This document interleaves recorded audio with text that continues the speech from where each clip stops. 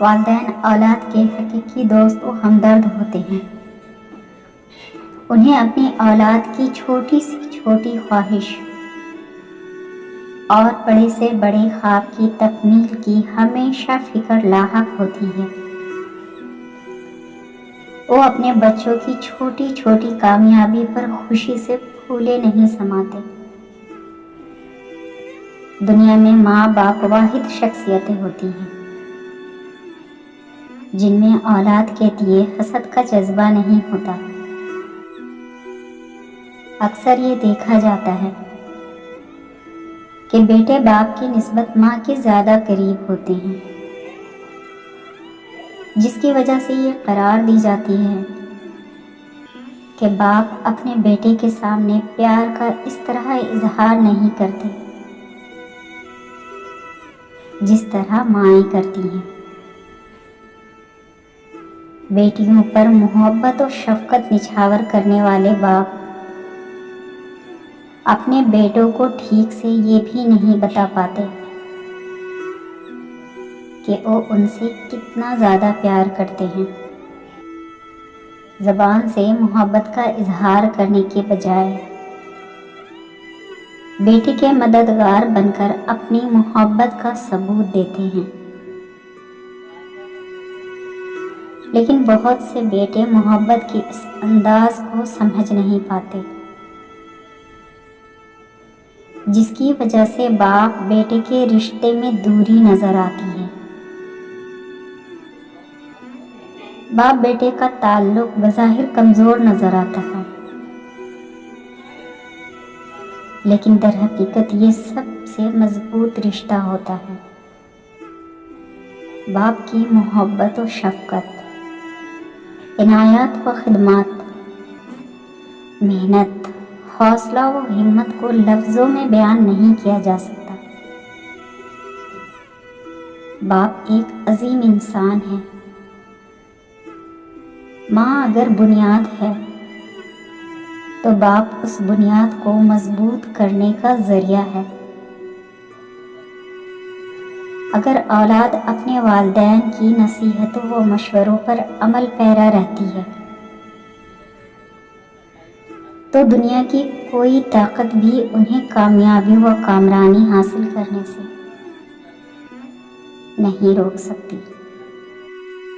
باپ کی ڈانٹ تو اولاد کے لیے ایسے ہے جیسے انسانوں کے لیے ہوا۔ باپ خاندانی نظام میں رحمت و شفقت کا مظہر ہے۔ باپ کی مثال ایسے درخت کی مانند ہے جس کی چھاؤں اپنے بچوں کو غموں کی دھوپ سے بچائے رکھتی ہے اور اولاد کی تمام ضروریات کو پلک جھپکتے پوری کر دیتا ہے۔ ہم جس طرح دریا کے کوزوں کو قید نہیں کر سکتے، ٹھیک اسی طرح والد کی محبت و شفقت کو لفظوں میں بیان نہیں کر سکتے۔ والدین تحفہ خداوندی ہے جو اولاد کے لیے زندگی کے ہر لمحے، ہر موڑ پر دعا گو رہتا ہے۔ زندگی کی گھنگھناہٹ اور خوشیوں کے سارے رنگ والدین کی بدولت ہی ہوتی ہے۔ والدین ہی کائنات میں ایسی عظیم ہستی ہیں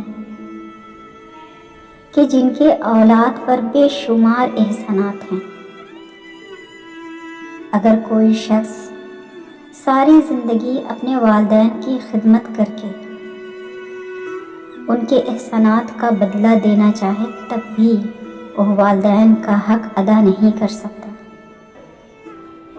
یہی وجہ ہے کہ قرآن کریم میں جہاں اللہ تعالیٰ نے اپنی عبادت کا حکم دیا تو والدین کے ساتھ حسن سلوک سے پیش آنے کی تاکید بھی فرمائی ہے۔ جب ماں باپ میں سے کوئی ایک یا دونوں بڑھاپے کو پہنچ جائے تو ان کے سامنے ان کی کسی بھی بات پر اف نہیں کرنی چاہیے،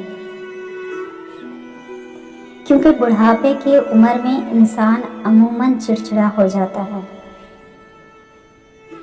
اور ان کی طبیعت میں بے قراری و بے چینی پیدا ہو جاتی ہے۔